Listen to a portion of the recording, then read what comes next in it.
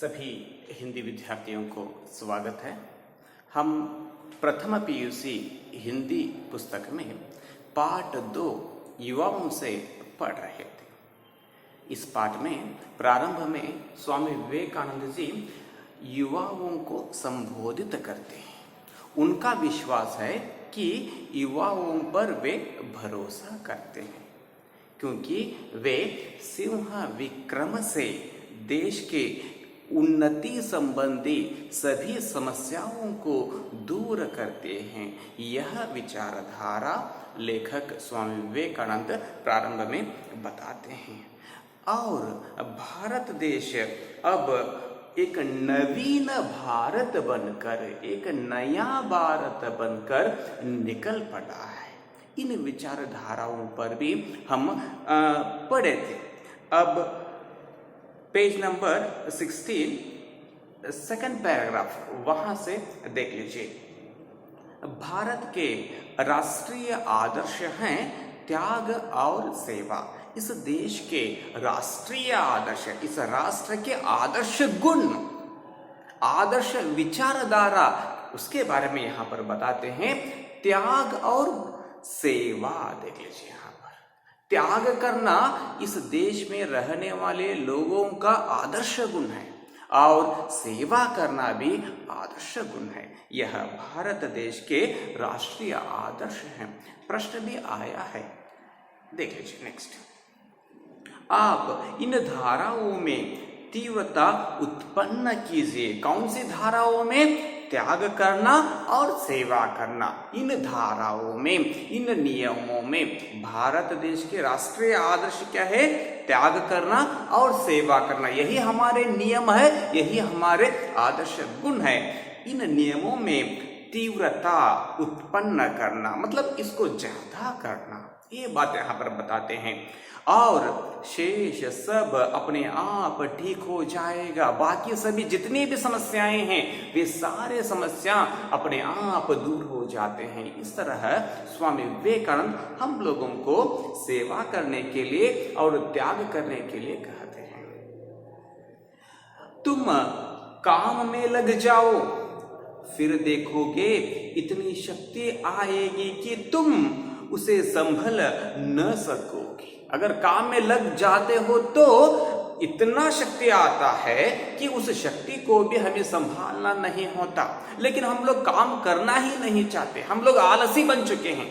यहाँ पर स्वामी विवेकानंद हम लोगों को काम करने के लिए प्रोत्साहन दे रहे हैं, सेवा करने के लिए प्रोत्साहन दे रहे हैं, त्याग की भावना से हमें रहने के लिए कह रहे हैं। देख लीजिए, दूसरे के लिए रत्ती भर सोचने, दूसरों के लिए थोड़ी बहुत सोचना, काम करने से भीतर की शक्ति जाग उठती है। आप लोग अपने आप के लिए मत सोचिए, दूसरों के लिए थोड़ी बहुत अगर सोचेंगे तो आपके अंदर जो शक्ति है वह अपने आप उठकर बाहर आ जाती है। देख लीजिए, यह बात यहाँ पर बताते हैं। लेकिन हम लोग स्वार्थी बन रहे हैं आजकल के जमाने में, दूसरों के बारे में बिल्कुल नहीं सोच रहे हैं, सिर्फ अपने फायदे के लिए सोच रहे हैं।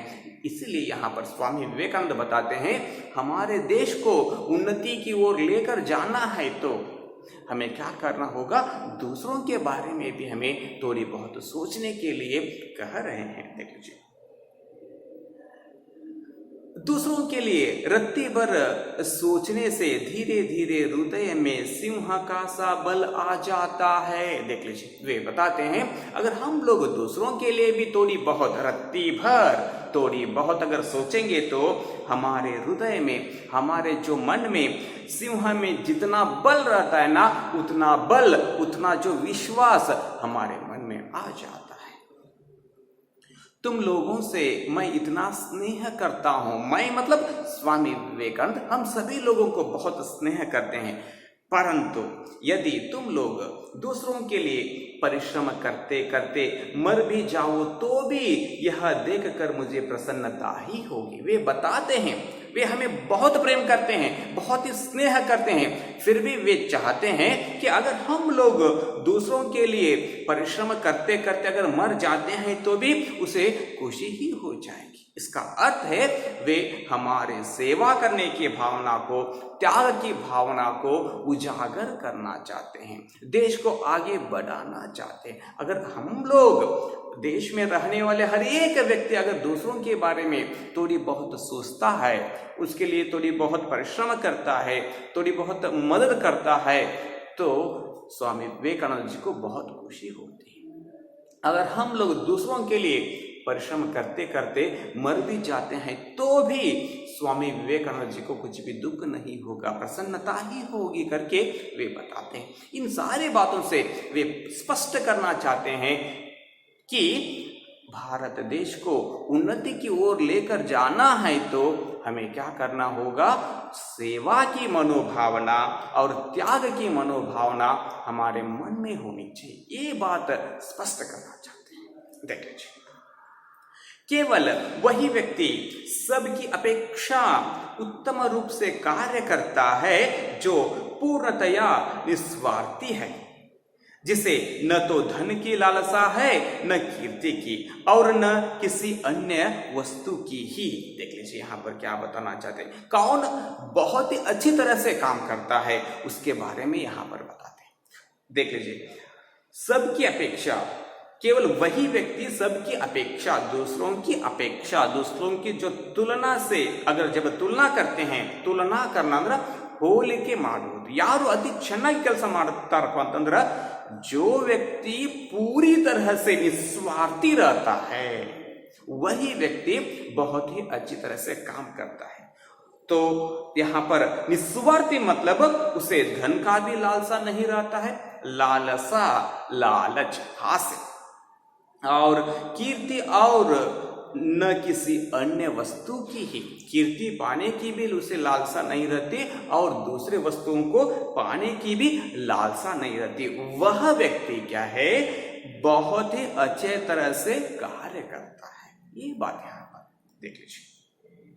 और मनुष्य जब ऐसा करने में समर्थ हो जाएगा तो वह भी एक बुद्ध बन जाएगा और उसके भीतर से ऐसी शक्ति प्रकट होगी जो संसार की अवस्था को संपूर्ण रूप से परिवर्तित कर सकती है। देख लीजिए, अगर मनुष्य ऐसा करने लगता है तो कैसे, पूर्णतया निस्वार्थी बनकर अगर काम करने लगता है तो वह व्यक्ति भी एक बुद्ध बन जाएगा। आप सभी लोग गौतम बुद्ध के नाम को सुने ही होंगे।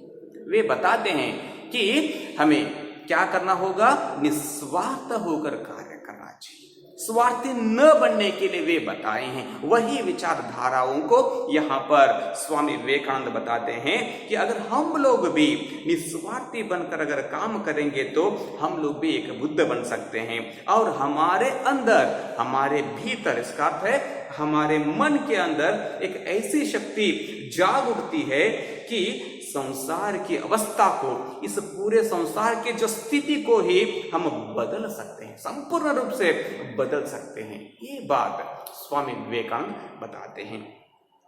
इस जो पैराग्राफ में वे निस्वार्थ बनने के लिए हमें संदेश देते हैं। हमें स्वार्थी न होना है, निस्वार्थ बनकर अपने कार्य करने के लिए बता रहे हैं। आगे देखिए, जब तक करोड़ों भूखे और अशिक्षित रहेंगे इस जो देश में, जब तक एल्लेवरेगे करोड़ों जो भूखे लोग और अशिक्षित लोग रहेंगे तब तक मैं प्रत्येक उस आदमी को विश्वासघातक समझूंगा जो उनके खर्च पर शिक्षित हुआ है, परंतु जो उन पर तनिक भी ध्यान नहीं देता है। देख लीजिए, इस जो देश में अभी भी बहुत सारे अशिक्षित लोग हैं और भूखे लोग हैं, लेकिन जो लोग पढ़ाई कर चुके हैं, शिक्षित बन चुके हैं, जिनके पास पैसे हैं, वे उन लोगों को अगर मदद नहीं करता है तो यहाँ पर बताते हैं कि वे लोग विश्वासघातक हैं। किन लोगों को मदद करने की बात कह रहे हैं यहाँ पर? अशिक्षित लोग और भूखे लोगों को मदद करने के लिए कह रहे हैं। बहुत सारे लोग दूसरों को कुचल कर आगे आए हैं, शिक्षित भी बन चुके हैं और धन भी कमा चुके हैं, लेकिन धन कमाने के बाद जो गरीब लोग हैं, भूखे लोग हैं, उन लोगों को मदद भी नहीं कर रहे हैं। ऐसे लोगों को स्वामी विवेकानंद जी विश्वासघातक मानते हैं। इसका अर्थ है ये लोग जो शिक्षित हुए हैं, जो जिनके पास पैसे हैं, धन है, वे गरीब लोगों को मदद करने की बात कह रहे हैं। वे लोग जिन्होंने गरीबों को कुचल कर धन पैदा किया है, ये लोग क्या किए हैं? गरीबों को कुचल कर, कुचलना, पैरों से कुचलना, पैरों से दबाकर पैसे कमाए हैं। और अब क्या कर रहे हैं? टाट बाट से अकड़ कर चलते हैं। टाट बाट से यानी कि श्रृंगार से अकड़ कर चलना, अहंकार से चलना, ऐसे कर रहे हैं। यदि उन 20 करोड़ देशवासियों के लिए जो इस समय भूखे और असभ्य बने हुए हैं कुछ नहीं करते, तो वे घृणा के पात्र हैं। जो लोग भूखे लोग हैं, गरीब लोग हैं, उनके लिए अगर ये क्या है, जो धन कमाए हुए अमीर लोग अगर कुछ मदद नहीं करते हैं तो वे घृणा के पात्र हैं। घृणा शब्द का अर्थ ತಿರಸ್ಕಾರಕ್ಕೆ ಅವರು ಯೋಗ್ಯರು ಅಂತಕ್ಕಂಥ ಮಾತನ್ನಲ್ಲಿ स्वामी विवेकानंद ಅವರು ಹೇಳ್ತಾರೆ। इस जो पैराग्राफ में गरीब लोगों को मदद करने के लिए प्रोत्साहन दे रहे हैं। मदद करने की जो बात को यहाँ पर स्वामी विवेकानंद बता रहे हैं। ओके, अब आगे देख लीजिए। हमेशा बढ़ते चलो, हम लोगों को यानी कि युवा लोगों को सलाह दे रहे हैं, संबोधित कर रहे हैं। हम लोगों को क्या करना होगा? हमेशा बढ़ते चलो, आगे बढ़ते रहो, मरते दम तक गरीबों और पद दलितों के लिए सहानुभूति, यही हमारा आदर्श वाक्य है। हमारे जो आदर्श वाक्य क्या है? मरते दम तक गरीब और पद दलितों के लिए। पद दलित इसका अर्थ है पैरों से कुचला हुआ, जो गरीब लोग हैं, जो बहुत ही हीन व्यक्ति है, उन लोगों के लिए हमारे मन में क्या होनी चाहिए? सहानुभूति की भावना होनी चाहिए। यही हमारा आदर्श वाक्य होना चाहिए। वीर युवकों, आप सभी लोगों को संबोधित करते हैं, आप सभी लोग बहुत ही वीर हैं। बढ़े चलो, बढ़ते चलो। ईश्वर के प्रति हमें क्या करना होगा? आस्था रखना है। आस्था रखना यानी कि विश्वास रखना है। उस विश्वास के आधार पर ही हमें अपने जीवन में आगे बढ़ना है। किसी चालबाजी की आवश्यकता नहीं। वे बताते हैं आप लोगों के मन में चालबाजी करने की आवश्यकता नहीं। चालबाजी करना यानी कि चालाकी, कपट, धोखा देने की जो कला बिल्कुल अपनाइए मत। वे बताते हैं कपट अंदर चालबाजी की आवश्यकता नहीं, उससे कुछ नहीं होता। अगर दूसरों को धोखा देकर हम कुछ जीने लगेंगे तो उससे कुछ भी नहीं होता। आप सभी लोग क्या है? वीर युवक हैं। भगवान के प्रति विश्वास रखिए और आगे बढ़ते चलिए। दुखियों का दर्द समझो और ईश्वर से सहायता की प्रार्थना करो। आप सभी लोग, जो लोग दुखी हैं, उनके जो दर्द को, उनके जो दुख को समझिए और भगवान से प्रार्थना कीजिए कि भगवान क्या करेगा? अवश्य सहायता करते हैं, वह अवश्य मिलेगी। अगर भगवान से प्रार्थना करेंगे तो हमें क्या मिलता है? सहायता जरूर मिलती है। युवकों, वे बता रहे हैं, संबोधित कर रहे हैं आप सभी लोग उनको। युवकों, मैं गरीबों, मूर्खों और उत्पीड़ितों के लिए, देख लीजिए इस जो देश में बहुत सारे गरीब लोग हैं, मूर्ख लोग भी हैं। मूर्ख लोग यानी कि जिसके दिमाग ठीक नहीं रहता है, उन लोगों के लिए यहाँ पर संबोधित करते हैं मूर्ख और उत्पीड़ितों।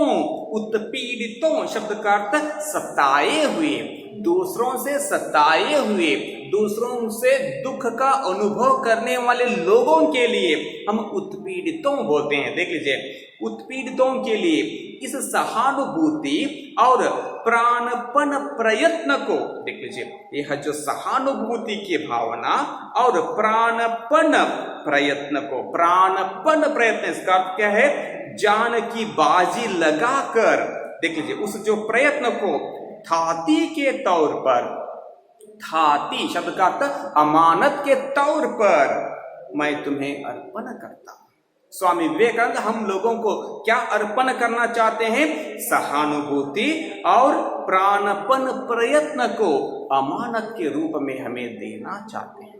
देखिए, इसका अर्थ है हमारे मन में कौन सी भावना होनी चाहिए? उत्पीड़ितों के लिए, गरीबों के लिए, मूर्खों के लिए हमारे मन में सहानुभूति की भावना और जान की बाजी लगाकर उनको मदद करने की जो भावना होनी चाहिए। प्रतिज्ञा करो कि अपना सारा जीवन इन 30 करोड़ लोगों के उद्धार कार्य में लगा दोगे। हम लोगों को बता रहे हैं, हम लोगों को प्रतिज्ञा करने के लिए कह रहे हैं, जो लोग गरीब है, भारत देश में कम से कम 30 करोड़ लोग गरीब लोग हैं, मूर्ख लोग हैं, उत्पीड़ित लोग हैं, उन लोगों को मदद करने के लिए यहाँ पर प्रतिज्ञा करने के लिए बता रहे हैं। देखिए, प्रतिज्ञा करो कि अपना सारा जीवन इन 30 करोड़ लोगों के उद्धार कार्य में लगा दोगे, जो दिनों दिन ये लोग दिनों दिन अवनति के गर्त में गिरते जा रहे हैं। अवनति, नाश के गर्त में, गर्त यानी कि गड्ढे, ಅಂದ್ರೆ ತಗ್ಗು, ನಾಶ ಅಂತಕ್ಕಂಥ ಒಂದು ತಗ್ಗಿನೊಳಗ ಇವ್ರೇನ್ ಮಾಡ್ತಾ ಇದ್ದಾರೆ? गिरते जा रहे हैं। देखिए, इसलिए इन लोगों को उठाने के बाद यहां पर स्वामी विवेकानंद बताते हैं, यदि तुम सचमुच मेरी संतान हो तो तुम किसी वस्तु से न डरोगे, न किसी बात पर रुकोगे। इसका अर्थ है हमारे मन में डर की भावना न होनी चाहिए और हमें अपने जीवन में जब आगे बढ़ रहे हैं तो उससे रुकना भी नहीं चाहिए। तुम सिंह तुल्य होगे, तुम सभी लोग सिंह तुल्य, सिंह के समान हो। देख लीजिए, सिंह तुल्य शब्द का अर्थ है सिंह के समान। सिंह में जिस तरह शक्ति है उसी तरह शक्ति आप सभी लोगों में है।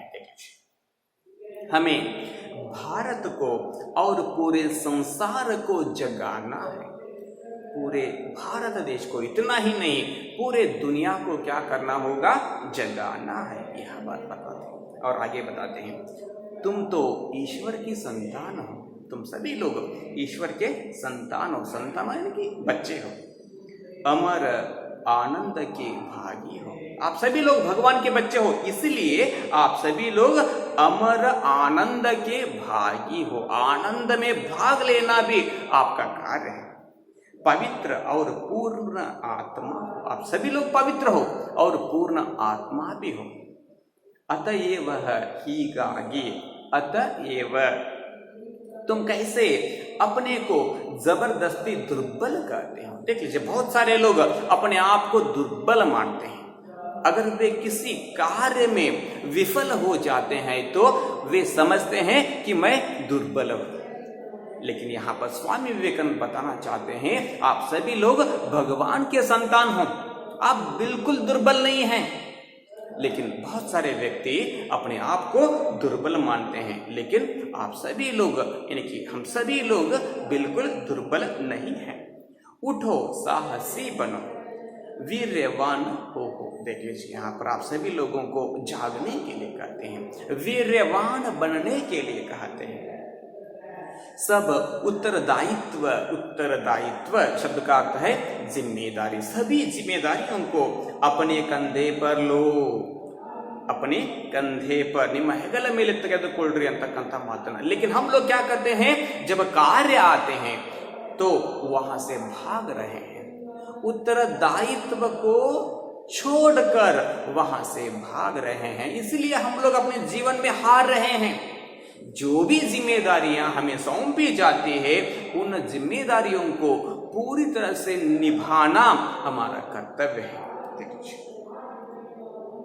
यह याद रखो कि तुम स्वयं अपने भाग्य के निर्माता हो। इस बात को हमें हमेशा याद रखना है। हमेशा यह बात हमारे दिमाग में होनी चाहिए कि हमारे भाग्य का निर्माण हम खुद कर सकते हैं, कोई दूसरे लोग आकर नहीं करते हैं हमारे भाग्य का निर्माण। लेकिन बहुत सारे लोग मेरे भाग्य ही अच्छा नहीं है, मेरे दिमाग क्या है, मेरे जो नसीब ही अच्छे नहीं है, इस तरह लोग बातचीत करते रहते हैं। इसका कारण वो खुद लोग हैं। हमारे भाग्य के निर्माता हम खुद हैं, ये बात यहाँ पर स्वामी विवेकानंद बताते आ रहे हैं। देखिए, तुम जो कुछ बल या सहायता चाहो सब तुम्हारे ही भीतर विद्यमान है। तुम्हें जो कुछ भी बल चाहिए और सहायता चाहिए वो सब दूसरे कोई व्यक्ति आकर आप लोगों को नहीं देते, वो सब आपके अंदर ही है। उसको बाहर लाने के लिए स्वामी विवेकानंद यहाँ पर बताते आते हैं। और आगे देख लीजिए, एक बात पर विचार करके देखिए, एक विचारधारा यहाँ पर बताते आते हैं। देख लीजिए, मनुष्य नियमों को बनाता है या नियम मनुष्य को बनाते हैं। देख लीजिए, जो नियम हम लोग बना चुके हैं इस समाज में, इस राज्य में, इस जो देश में, इस जो दुनिया में जो नियम बनाए हैं वे सभी मनुष्य बनाया है, नियम मनुष्यों को नहीं बनाया है। देख लीजिए, मनुष्य रुपया पैदा करता है या रुपया मनुष्यों को पैदा करता है? देख लीजिए प्रश्न है या नहीं। मनुष्य रुपयों को पैदा करता है या रुपया मनुष्य को पैदा करता है या नहीं? इसका अर्थ है हम खुद, यानी कि मनुष्य रुपयों को पैदा करता है। मनुष्य कीर्ति और नाम पैदा करता है या कीर्ति और नाम मनुष्य पैदा करते हैं? कीर्ति और नाम देख लीजिए, यहाँ पर मनुष्य कीर्ति और नाम पैदा करता है या कीर्ति और नाम मनुष्य पैदा करता है? मनुष्य के द्वारा ही कीर्ति और नाम पैदा होते हैं। मेरे मित्रों, पहले मनुष्य बने। इसका अर्थ है हम लोगों को सबसे पहले मनुष्य बनना चाहिए। मानवता के गुण हमारे मन में होने चाहिए, सेवा करने के गुण हमारे पास होने चाहिए, त्याग करने के गुण हमारे पास होनी चाहिए। तब आप देखेंगे कि वे सब बाकी चीजें स्वयं आपका अनुसरण करेंगी। देख लीजिए, यहाँ पर सबसे पहले हमें अगर मनुष्य बनेंगे तो बाकी सभी चीज हमारे पीछे अपने आप आ जाते हैं। ये बात बताते आ रहे हैं। परस्पर घृणित द्वेष भाव को छोड़िए। एक दूसरे के मन में, हमारे मन में क्या है, द्वेष की भावनाएं आज भी है, लेकिन उन द्वेष भावनाओं को हमें छोड़ना होगा। परस्पर घृणित भाव, द्वेष की भावना छोड़कर स्नेह भावना से रहना बहुत ही जरूरी है। और सद उद्देश्य, अच्छा उद्देश्य, सद उपाय, अच्छा उपाय, सत साहस, अच्छा साहस, एवं सद्वीय का अवलंबन कीजिए। सद्वीय शब्द का अर्थ विशेष विद्या का अवलंबन कीजिए, यानी कि अच्छे कार्यों की ओर हमें क्या करना होगा, उन्मुख होना चाहिए, आगे बढ़ना चाहिए। आपने मनुष्य योनि में जन्म लिया है या नहीं? हम सभी लोग मनुष्य के योनि में, योनि शब्द का अर्थ है गर्भ है, तो अपनी कीर्ति यही छोड़ जाए। हम मनुष्य के जो योनि में घर यानी कि गर्भ से जन्म लिए हैं, तो हमारे जो कीर्ति को इस जो धरती पर छोड़ जाने की बात यहाँ पर कहते हैं। गौतम बुद्ध जैसे, जिस तरह गौतम बुद्ध अपनी कीर्ति को छोड़कर गए हैं, उसी तरह हम सभी लोगों को अपनी कीर्ति को छोड़कर जाने की बात स्वामी विवेकानंद यहाँ पर कहते आ रहे हैं। आगे देख लीजिए, जाति तो व्यक्तियों की केवल समष्टि है। हम लोग जाति भेद के बारे में बातचीत करते रहते हैं, लेकिन इनके विचारधारा है कि व्यक्तियों की केवल समष्टि है।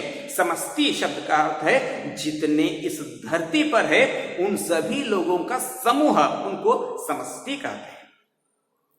शिक्षा के द्वारा प्रत्येक व्यक्ति को उपयुक्त बनाने के सिवाय मेरी और कोई उच्च आकांक्षा नहीं। स्वामी विवेकानंद जी की जो आकांक्षा क्या है उसके बारे में बताते हैं। उच्च आकांक्षा, आकांक्षा इच्छा, इनका इच्छा है कि हरेक व्यक्ति को शिक्षा के द्वारा, एजुकेशन, शिक्षा शब्द का अर्थ है एजुकेशन के द्वारा उपयुक्त बनाना चाहते हैं, हरेक व्यक्ति को उपयुक्त। लेकिन हम लोग शिक्षा तो हासिल करते हैं लेकिन दूसरों के काम में, उपयोग में ही नहीं आ रहे हैं। ऐसा नहीं होनी चाहिए। अपनी चिंता हमें स्वयं ही करनी है, हमारी चिंता हमें खुद करनी है। इतना तो हम कर ही सकते हैं, क्योंकि दुनिया तभी पवित्र और अच्छी हो सकती है। हमें अपनी चिंता करेंगे तो ही यह दुनिया पवित्र भी बनती है और अच्छी भी बन सकती है। जब हम स्वयं पवित्र और अच्छे हो, जब तक हम लोग अच्छे रहते हैं तब तक यह दुनिया भी पवित्र रहता है, शुद्ध रहता है, अच्छा रहता है। वह है कार्य, हम और हम है उसके कारण। इस कार्य को करना है हमारा जो धर्म है। इसलिए आओ हम अपने आप को पवित्र बना ले। इस देश को आगे बढ़ाने के लिए, इस दुनिया को आगे बढ़ाने के लिए अपने जीवन को पवित्र बनाना बहुत ही जरूरी है। आओ हम अपने आप को पूर्ण बना ले, पूरा आत्मा, पूरा व्यक्ति बनाने के लिए यहाँ पर स्वामी विवेकानंद हमें बताते आ रहे हैं। यहाँ तक इस वीडियो को स्टॉप करेंगे। अगले जो पार्ट, अगले जो विचारधारा अगले वीडियो में पढ़ेंगे। धन्यवाद।